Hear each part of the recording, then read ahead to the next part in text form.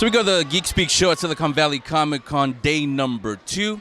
Here with director Keith Arem. Keith, how are you doing? Really good. Thanks for having me. Well, first of all, let me say thank you. We got to actually see the Phoenix incident. Was it a couple of days ago at the Dolby GDC, Theaters? yeah, at the Dolby Theater. Now, being a sound guy, yeah, I can say the movie is phenomenal, but the sound even better. Thank you. Yeah, Thank you. I'm glad we got to see it in a Dolby Theater because you know the sound really immerses you into it. So yeah, and it lends itself for Dolby Atmos. So yeah. I can't wait to do an Atmos mix of the movie. Yeah, so let's talk about the movie. And again, don't give the whole thing away, no spoilers. We'll keep tell them what is the Phoenix incident. So the Phoenix incident exposes the largest UFO military cover-up in U.S. history, and it's based on an actual sighting, which was the Phoenix Lights that took place in March of 1997. Right. Yeah, and this was this event that 30,000 people witnessed, and this group of lights flew from the Nevada border all the way across the state and over the city of Phoenix. And there's reports that jets were scrambled, but everyone saw the spaceship, including the governor of the state. Yeah. So it was an amazing event. Now, you've worked on video games, a few that some of you may have played.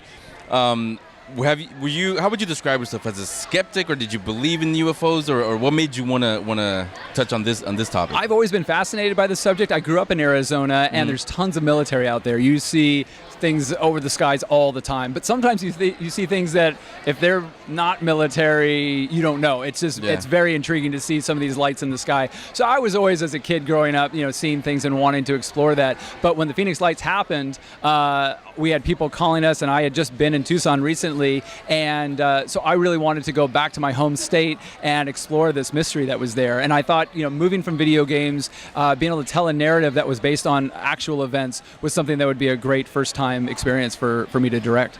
Yeah, and it is good. I mean, like I said, you've done video games, so how was that transition for you? Because this is the first time you direct a film. Yeah, absolutely. And I actually brought a lot of the people from the game industry into this. So a lot of my actors. Friend of ours, actually, Yuri Lowenthal. He's in the movie. Who's in it, which is great. We've got Troy Baker, we've got Liam O'Brien, we've got Travis Willingham, Brian Bloom, a lot of great actors who come from the video game space, but they're absolutely fantastic on screen. So from moving from games and working with this incredible talent that I had the opportunity to work with was the first step. And then bringing in some of the technology and some of the attitude. I think we had a bit of this transmedia idea of how we were doing the film. So we created a viral campaign so we could get the backstory of the characters to the audience and also get them experiencing the world of Phoenix, the sightings, the military engagements that have taken place. And that was all part of this video game integration into the movie.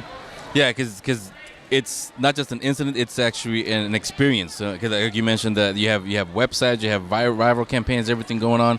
So tell the viewers where can they go to get the full Phoenix incident experience? Yeah, so there's dozens of hidden websites out there, and it's not just the backstory of the characters, but it's actual UFO sightings. There's all the conspiracy theories that were surrounding this case, because there was the Heaven's Gate cult that believed that the Hale-Bopp comet that was coming through had a ship behind it, and these guys all took their lives in the largest mass suicide. And this was a whole conspiracy theory that this was tied in with the Phoenix Lights, because it happened the next week. So there's sites like MaricopaMissing.com where you can find some of these missing persons cases.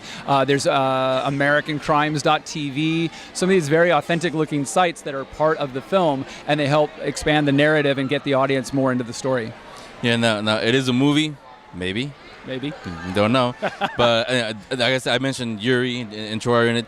Even though we know Yuri, when I saw him, it kind of hit me like, wait, am I watching a documentary? Well, no, I can't, because Yuri's in there. So I mean, you did a great job on it, first of all. Thank you. If you haven't seen it, when is it going to be available? So it's going to be coming out in theaters on April 8th nationwide. It'll also be on video on demand on all the platforms, so you can get to see it there. We're still doing a handful of festivals. We just did the Fathom events 2 weeks ago, which was great. We were in 200 cities across the U.S. as sort of a national sneak peek, which was fantastic. And this April 8th release will be on all transactional platforms, and then they can start to get into the whole mystery and the investigation behind the Phoenix incident. Yeah, so people who do you hope goes to see this? Everybody, I'm sure, but did you tailor it towards the video game crowd or the sci-fi or the UFO conspiracies or all of them? Or yeah, that's the thing is when we were creating the movie, there was really 3 very clear audiences, and so there was the UFO audience because this is all based on actual eyewitness accounts and real sightings that were there. There is the sci-fi thriller found footage audience, people who like Cloverfield and Blair Witch and those types of films, obviously, like this type of thing. But it's a new approach because we're a docu-thriller. We're kind of start off as this partial documentary, and we move into the footage that was recovered from that night. And then there's the gaming audience, because this is very much, and that's why we're here at Silicon Valley, because Comic-Con brings together all those personalities, people who love comics, people who love video games, people who love pop culture. So those are really our 3 verticals, and that's where the film's been resonating. It's been doing very well for us. Yeah, that's what we're seeing here. I mean, just as we're talking, I've seen Darth Vader walk by. I've seen Doctor Who walk by. So this kind of event brings everybody together, and this film does also.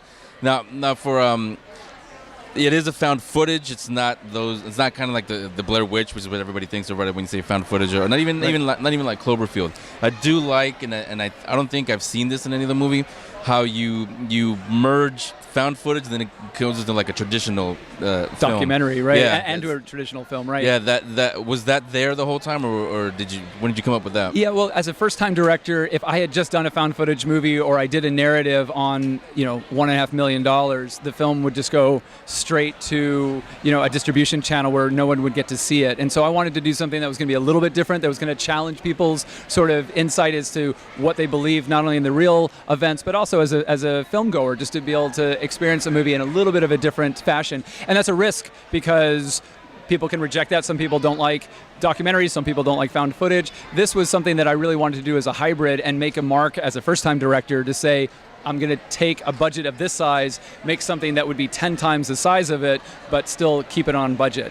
And that was, I think, the biggest thing that we were able to do is bring in really great visual effects, bring in great cast, great locations, still on a very small budget, and then tell this giant story that's going to continue on as a franchise. So it was a tough call because as a first-time director, you just don't know if the audience is going to embrace that. But what we've been seeing so far is they really enjoy it. Now that you've got it under your belt, what do you want to take on next? Do you want to take on more sci-fi, or more genre, or something a little more calm, we'll say? I don't think calm is in my nature. I think that I'm definitely working on a prequel to this. It'll be a different story in the same universe, and that film is actually going right now. It'll be another film, but it'll be more of a narrative film. Mm-hmm. And I'm about to announce formally my next feature, which is called Frost Road, and it's based on a graphic novel that I created. That graphic novel will be coming out as well, and we're going to start shooting, I think, later this August or September. Okay. So where can they follow you or learn more about you online? Yeah, so there's a couple places. I'm on Twitter, Keith Arem, and also you can follow the film at Phoenix Incident. Our website is phoenixincident.com, which has a lot of the movie locations and how it's going to be distributed, and they can find us there. My company is PCB Productions, so to see my other graphic novels and video games and things that I'm doing there is pcbproductions.com, and we're going to be making a lot of new announcements there in the coming weeks, and especially now with the film coming out on April 8th, people will be able to start seeing a lot of the viral campaign come to fruition. Yeah, and on April 8th, it's on VOD and in theaters? And in theaters. We're going to be in 13 markets initially across the U.S., and then it's going to expand out even larger than that. And then it'll be on VOD the same day and date, on April 8th. Okay, so it's the Phoenix Incident. Thanks, Keith. Thank you very much for having me. Thanks.